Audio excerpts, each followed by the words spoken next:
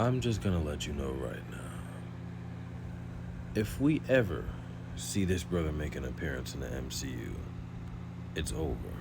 I joke about a lot of things, but this brother is absolutely no joke. I mean, this brother was born with a black Air Force on, and he ain't never wore socks.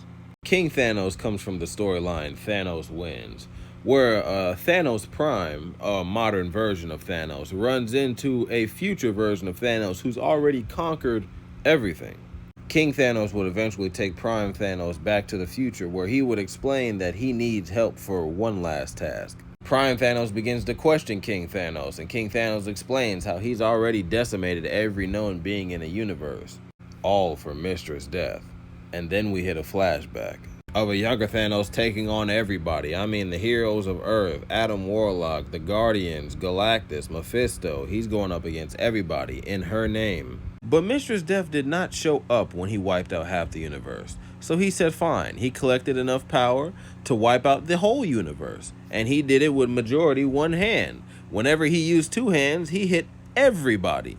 All he needed was the power within his left hand, and he could wipe out people like Thor and the Incredible Hulk. The entire battle goes down from the perspective of Frank Castle, and everybody is here fighting. We got Mr. Fantastic, we got Captain America, Doctor Strange, the Sentry, Iron Man, the Vision. They're all here fighting the forces of Thanos. But there is really nothing they can do to stop Thanos, as he is too powerful at this point. Frank Castle gets knocked unconscious by debris. Spider-Man gets hit with cosmic power. Iron Man gets ripped in half. Oh boy. As Frank Castle watches everybody get decimated, his last words is, "I would give anything to punish that purple son of a gun." Unfortunately for Frank, Mephisto heard him, and he said, "Anything?"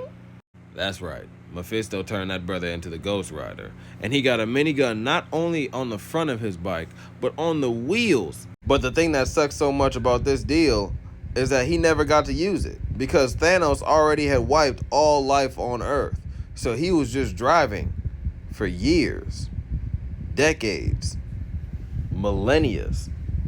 It was hundreds of years until a millennia down the line, when Galactus pulls up injured because he just fought Thanos on the other side of the galaxy, and he's looking for Reed Richards' help, not knowing that Thanos already wiped Earth eons ago. So Frank and Galactus end up talking, realizing they both want to take out Thanos. They make a deal. The deal was that Frank would become a herald of Galactus just so they could go take out Thanos, and in return, Frank would give him Earth.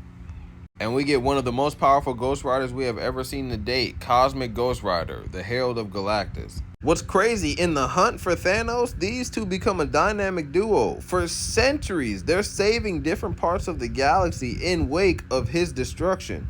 I find it hilarious. These two panels not only show that Galactus is like the underdog with the resistance garb, but he is holding a ridiculous sized gun for a small opponent like Thanos. Knowing how astronomical in size this brother is, it's just for Thanos to not only one-tap him, but take his head off right at the finish line. Immediately walks up to the Ghost Rider and says, "Yo, I heard you defied death.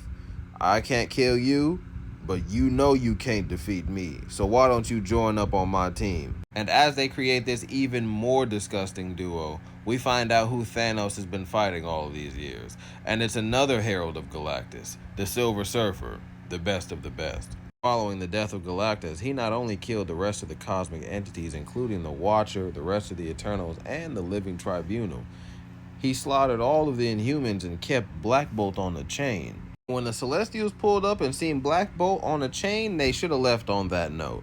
And we know Thanos, when he's using his left, he gonna make that brother sing that high note. A high note so vicious, it destroyed all of the Celestials in a sonic boom and wastelanded that section of the planet. This is where we get to King Thanos explaining to Prime Thanos that you've already won. One of the wildest statements I have ever seen. King Thanos explains to Prime Thanos why he keeps Ghost Rider around. He says every morning that he uses Ghost Rider's penance stare as sunscreen. What? We know the penance stare is supposed to be the ultimate form of misfortune and guilt for those who have done bad things. But for someone like Thanos, he reminisced in it. And when Prime Thanos tried it out, he thought it was wonderful.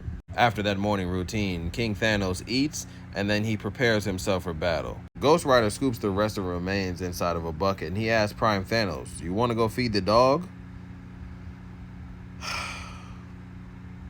As they walk down this ridiculously long spiral staircase, Thanos asks Ghost Rider the most obvious question: how are you fighting with Thanos? You usually fight against the bad guys. In my universe, you fight against me, not work with me. Ghost Rider explains that he's been fighting with Thanos for hundreds of years now. Thousands of civilizations have gone to dust under their feet. The concept of good and evil has waned over time. As they get to the bottom of the staircase, we get the revelation of who the dog is: the Incredible Hulk. He finishes the sentence with, "It changes you."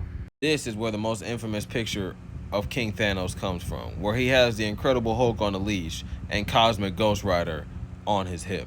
The saddest part of this comic, no question, the Incredible Hulk having to eat his own superhero friends in order to survive. People like The Thing, Ant-Man, Magneto, what looks like Juggernaut's helmet, Thor, Wolverine, all consumed by the Incredible Hulk because he needed to survive. So sad. Ghost Rider saying that people like Steve Rogers screamed for their life before Hulk consumed them. And Hulk only got 2 words left, and it's kill Hulk. We know why.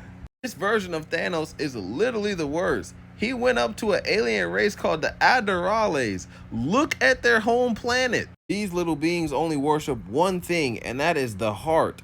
That is why they got it on their chest. They will follow anything this brother will say. And what did he tell them to do?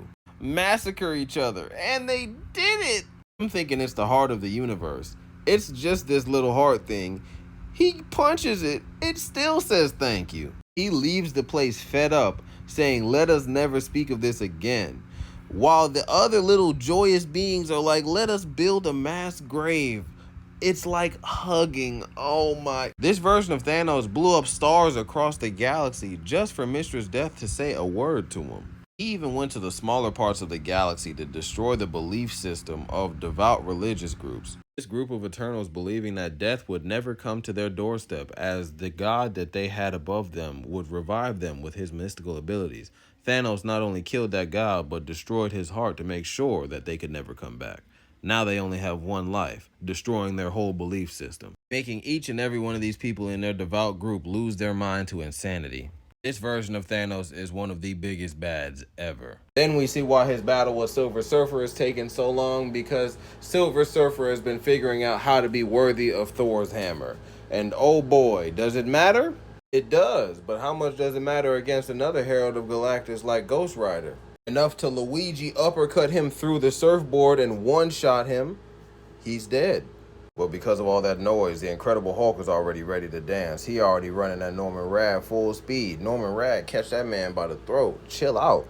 Hulk start throwing the fist at him, and Norman like, "Yo, chill, bro. I'm not trying to fight you. You my friend." Hulk transforms back into Banner, and we find out he been asking everybody, "Kill me, please." And King Thanos heard both of them. Stabbed them right through the chest with the sword of Surtur. Then both Thanos begin to jump Silver Surfer. And to finish Silver Surfer, King Thanos grabs his head and throws it through the hilt of Thor's hammer. He didn't lose. He didn't lose. That is the main point of this video. He didn't lose at all. His big ass took no damage. That is why I'm telling you, do not let him come to the MCU. They don't have a way to scale him. If you're going to sign somebody to do it, you might as well sign The Rock, because he's not going to lose.